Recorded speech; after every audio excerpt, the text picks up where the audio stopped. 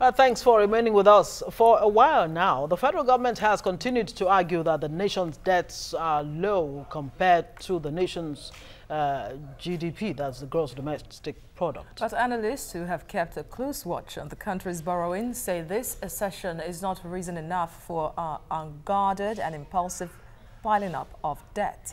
They also argue that debts are not repaid from GDP, but from income earned. And so far, Nigeria's main income earner has remained crude oil, and the price of this product continues to fluctuate on the international market. Well, we have joining us to discuss this an economist and, of course, a chartered accountant and public affairs analyst, Kenneth Olise. Good morning and thanks for joining us. Thank you so much. Okay, let's start from that argument that our debt to GDP ratio is nothing really to worry about compared to other countries. It's relative because, yes, some other countries have up to 1%, 100%. We are averaging at 19%. 19% yes, now. 19, yeah. Okay, but you are looking at the revenue structure. Okay, you are looking at other parameters to look at and to be able to get the effect on the economy itself. Now, this is an economy where the inflation rate is at 12.5%. Exchange rate is about 30%. Okay. Now, when you look at the revenue structure, as according to the budget of 2018, there are two main revenue sources. We're looking at oil and non-oil. Oil is about 2 trillion. Sure. Non-oil is 4.6 trillion. Then the expenditure is 8.6 trillion. Now, that is why you now have a deficit of about 2.7 trillion. Yeah. Okay, this is just the structure of how money is going to come in. Now, you now look at the debt for this year alone. The debt again is 2 trillion. So it means that we are using the deficit, to be able to finance, the debt. The debt is accounting for 23.39%. The debt, what I provide for this budget. Yes. The capital expenditure is about 2.8 trillion. You see that it means that you are kind of going to get take all you're supposed to use to develop the economy to service debt. Now, these debts are in two components, mark you, the local and foreign. The foreign component, when you are going to pay, you are going to seek for foreign exchange to pay, plus the exchange rate, interest rate element. And that will push up the demand effect on the foreign exchange market. Tell us it's cheaper anyway. In terms of exchange rate, yes. But, it's a combination of interest rate and exchange rate. Okay? Sure. Now, so you now have the exchange rate compounding with the interest rate to make the cost higher. And in any case, the looking for foreign exchange is now going to push the demand for foreign exchange higher, and we'll continue to have this exchange rate problem that we are in now. We'll continue to have it on a challenge zone. The local component, the government debt for the lender, it seems to be more secured because it's a foreign debt. That means it's a sovereign debt. So it now has effect, what we call crowding out effect on the local borrowers, and that will begin to affect the industries. Yeah. Because when the government is borrowing and the industry is borrowing, the lender will want to go to the government because it's much more stable. It's assumed not to go under. You understand? Yes. So the amount left for the industries to borrow is narrow. So you are crowding them out. Yeah. So the argument that, you can continue to borrow and borrow, to me, does not arise. Okay, it seems quite worrisome to many Nigerians, really, because government in November last year announced that it had already borrowed about 9.18 trillion naira just within 10 months, which, of course, is more than the 2017 budget of 7.2 something trillion naira, and even more than the proposed budget for 2018, which is about 8.6 trillion naira. Now, really, simple mathematics, can you progress as a nation if you spend more than you earn? No, you cannot. That's what I'm trying to say. Is that because they say that there's a saying that he who goes a borrowing goes a sorrowing. Now, but as you are borrowing from nations and others, remember there are conditions attached. You cannot come with your head high again to talk to them when you're talking on economy. the conditions that they attach to some people are asked, okay, we're going to give you this, but we're going to construct this, take care of infrastructure. Remember the lamentations of the former Minister of, what's it called, Fashola? Okay. 2007. They have not been able to receive allocation at all. Up to today. 2007 for the whole capital project. It's only 2 tranches of release that they made for capital project. 300 million, 300. So less than 2017. That's 2017. For 2017. Yes. So you see that, and if you like I told you, you have capital about 2.8, you have debt about 2. Call it 2 trillion on average. 2.01 trillion. So and the capital, you can afford not to spend money on the capital for whatever reason. And IMF is expressing the same worry, really, for this, for 2018, because every year, Nigerian governments, both at the federal and state level, those levels, always apportion a lot of percentage of the budget to recurrent expenditure. At the this time is 40.5%. Wow. For recurrent. Now, you are using this normal structure, you have the recurrent, you have this debt, you have statutory transfer before you come to capital. So if you put all those together, you only have 28% left for capital. The same capital is the least in terms of priority in funding.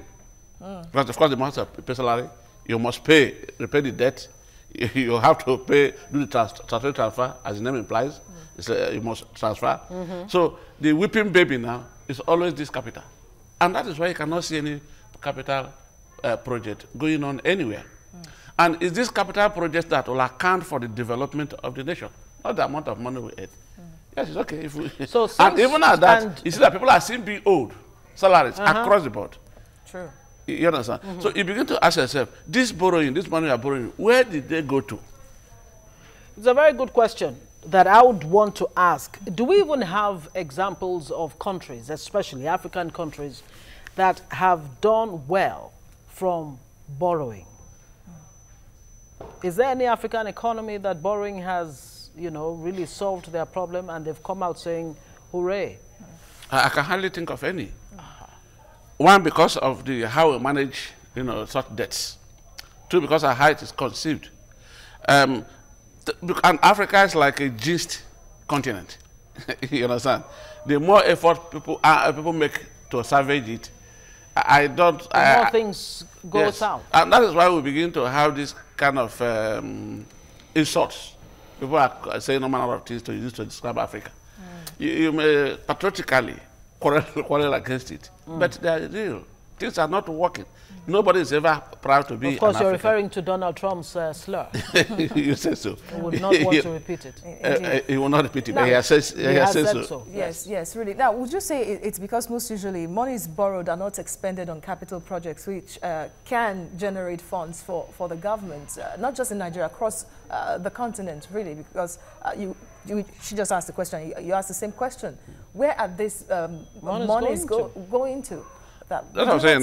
The excess, if you are borrowing, I remember in 1992 or thereabout, they borrowed money for water project. They were just digging the whole Lagos. Today, we are still back to the borehole.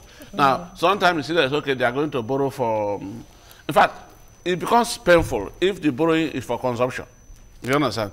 I was thinking that as a country, for instance, now, things are getting better for the government because they budgeted the revenue at $45 per barrel. It's now benchmark for 2018. Now it's getting to about $70.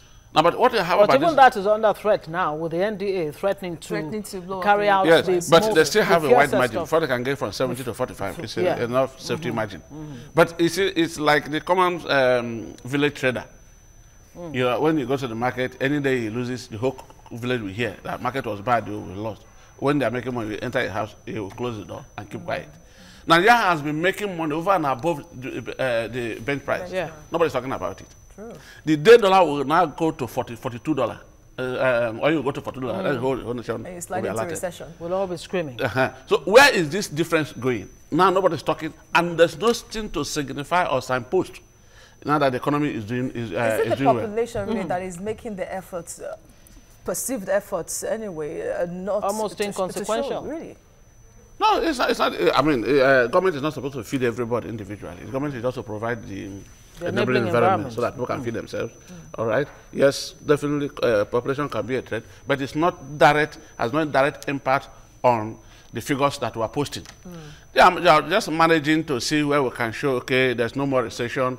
Of course, there should not be, because you're having more oil earnings, because that is what we're using to say than you budgeted. So it's looking arithmetically correct that there's no, it's not in the minus sign again. But if you bring in down to the street, people are suffering. But government has been giving itself a pat on the back for doing a whole lot more in the non-oil sector to expand the revenue and all of that. But the IMF is actually saying like that Nigeria needs to mobilize non-oil revenues. Now, tax, for example, is a major revenue earner for the government. Yes. But IMF has expressed fears that whatever gains we're making from tax, from taxation, is being, eroded by debt servicing, because a huge chunk of our tax revenue is used to service debt. I said 23.39% of your revenue is used to service debt. This was as it was in 1991 when, was it the first time of Babangida? This was so hard. Well, we are using about 37% of our earnings to pay debt. That's why he called. In fact, IMF is projecting for this year that Nigeria's indebtedness would rise to about 24.1% to its GDP. So we're no longer in that 19% that we've been. No, of course we are not. Talking about. We are moving gradually, steadily, unabatedly to the negative region. Wow. So I don't think thinking of debt, easy access to going to borrow money. People will come here to be able to converse, to come and take loan. That we think we are doing well by borrowing money. Like I told you, if you look at the budget, the debt servicing is equal to, the deficit is equal to debt servicing. Now, that's why I told you that even at the time of doing the budget, you begin to cut down and say that you prioritize, so that whatever you are in, you begin to live according to your, according to your resources. We seem to be living, encroaching into our future. But is that what Nigeria really needs? A country like Nigeria that is awash with all kinds of human resources and natural resource and what have you. Yes. Is it a case of cutting our coat according to our cloth? Fine. Or fine. No, that's all right. begin to look you are talking at about the specialist policy. Yes. Now, that will come if there's discipline, physical discipline. Like if you're okay, we are going to borrow, because yes, for economy that is challenged like this, you need to spend much more on infrastructure. You need to spend much more on all those things that can make the economy run. Now, if those are things that are necessitated, you're going to borrow, and you not borrow and use them for that, no problem. But what I'm trying to say is that even when this borrowing is made, you cannot see where it's attached to development of infrastructure. Indeed. Lagos, Ibadan, expressway, it's still as it is. But government says it's going to do a lot in the area. It's going to do, yes, no problem. Everybody's going to. You are talking about going to. No problem about going to. People are always going to. We're talking going about to does not amount to anything. Exactly, and the contractors are owed a lot of money. Pensioners are not paid. Workers are not paid. And state governments keep borrowing. I said the situation is simply precarious. Wow. Threatening. All right. Kenneth Olise, thank you very much for your analysis. You're a chartered accountant, an economist, and of course a public affairs analyst as well. Thank you very much for coming. Thank you so much. Thank you so much. I wish we could just live with them on a more, what's that word again? The opposite of pessimism. Optimistic. No, but we're being realistic.